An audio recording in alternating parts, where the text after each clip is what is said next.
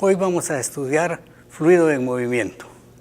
Para ello vamos a suponer primero un fluido que esté en equilibrio. Entonces, puntos a igual altura tienen la misma presión.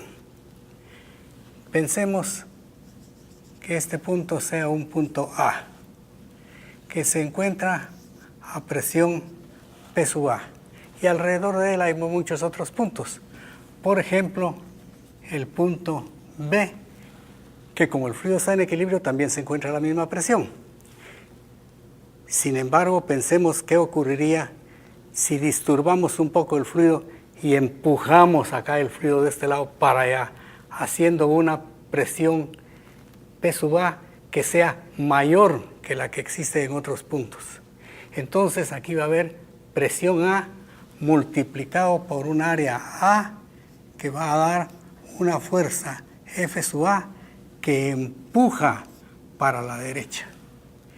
Aquí en B había una presión B que va a resistir aquel empuje en un área A y eso lo realiza con una fuerza F sub B opuesta.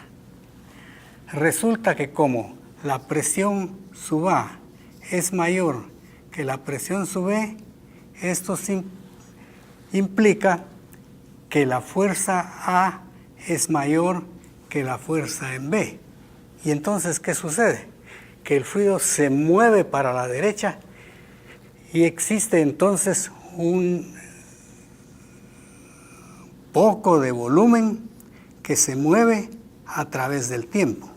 Hay una variación de volumen en esta zona moviéndose para la derecha. Esta variación de volumen respecto del tiempo es lo que nosotros llamamos flujo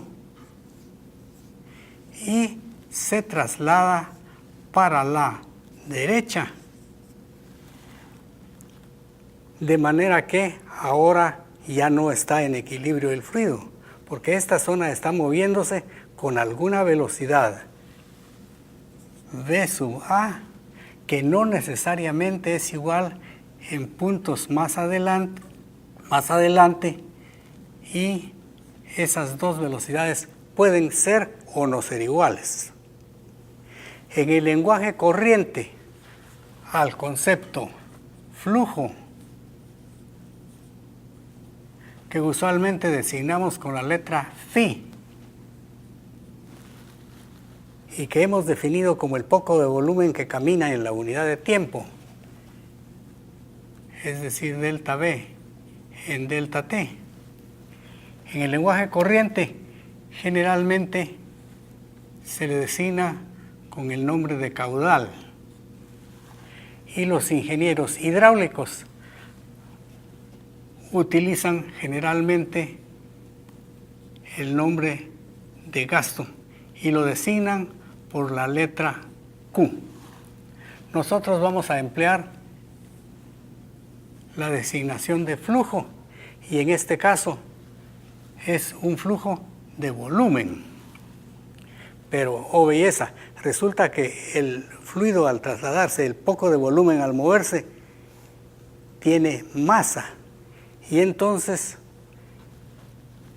ese flujo de volumen necesariamente significa que existe una variación en la masa y hay un poco de masa que se mueve en la unidad de tiempo que también es un flujo, solamente que este ahora es un flujo de masa. ¿Y las unidades de cada uno cuáles son? Las de flujo de volumen son unidades de volumen en la unidad de tiempo, es decir, metros cúbicos por segundo al utilizar el sistema internacional. Pero hay muchas otras, pies cúbicos por minuto, litros por minuto, etc. Y en el caso de masa, pues naturalmente el flujo va a estar dado en kilogramos por segundo si utilizamos el sistema internacional. Pero resulta que la masa es densidad por volumen, de suerte que el flujo de masa también lo podemos designar como la variación de masa respecto del tiempo, y masa colocado ahora como densidad multiplicado por volumen. Si acaso la densidad fuera constante, entonces nos quedaría densidad por variación de volumen respecto del tiempo. El flujo de masa, entonces la densidad multiplicada por el caudal, la densidad multiplicada por el flujo de volumen. Para simplificar la situación, tanto desde el punto de vista físico como desde el punto de vista matemático, vamos a exigirle varias condiciones a nuestro fluido que se mueve y al flujo. Las propiedades que le vamos a exigir al fluido son dos. Primero, que sea incompresible.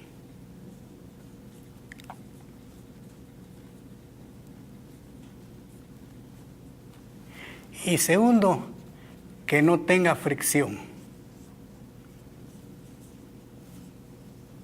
¿Qué querrá decir que sea incompresible?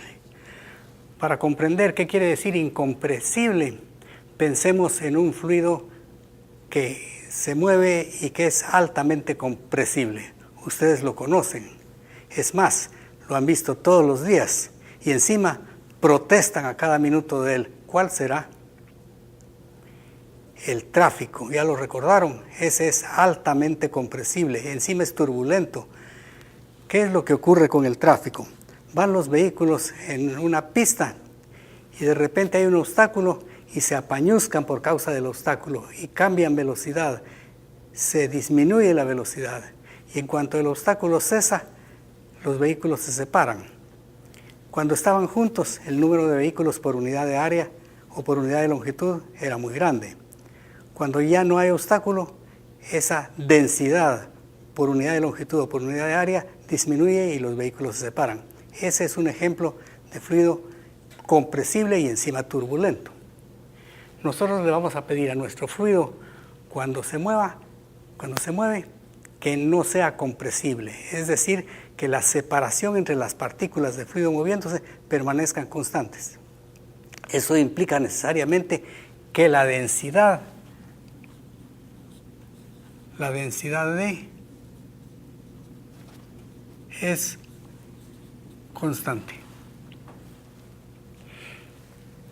¿Y qué quiere decir que no hay fricción?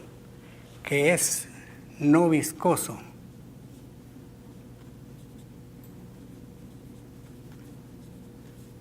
Que no existe fricción entre las partículas del fluido, que no hay fricción interna. Nosotros no le vamos a pedir solamente eso, que sea no viscoso, sino le vamos a pedir que no exista fricción externa tampoco. Es decir, fricción entre las partículas de fluido y las paredes del recipiente dentro del cual está deslizándose. Todo eso le vamos a pedir al fluido. Y al flujo, ¿qué le vamos a pedir al flujo?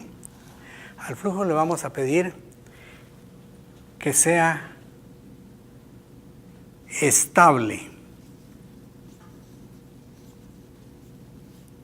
Estable quiere decir que sus propiedades principales, tales como la densidad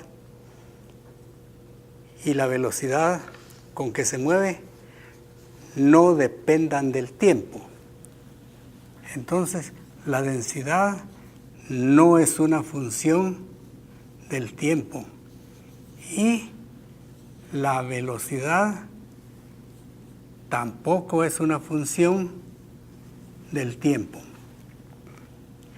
La velocidad puede cambiar de punto a punto, ser distinta en diferentes lugares, pero en cada punto, partícula que pase por ahí tiene que tener siempre la misma velocidad, es decir, igual magnitud, dirección y sentido. Eso significa el fluido es estable. Además, le vamos a pedir que sea irrotacional.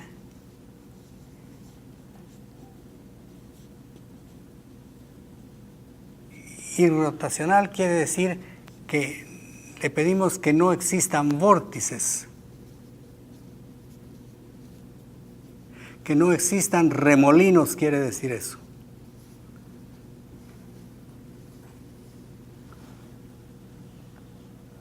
Y por último, vamos a pedirle que sea laminar.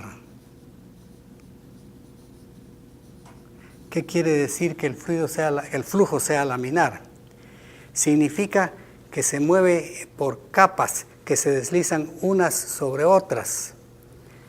Imaginémonos que el tráfico fuera laminar.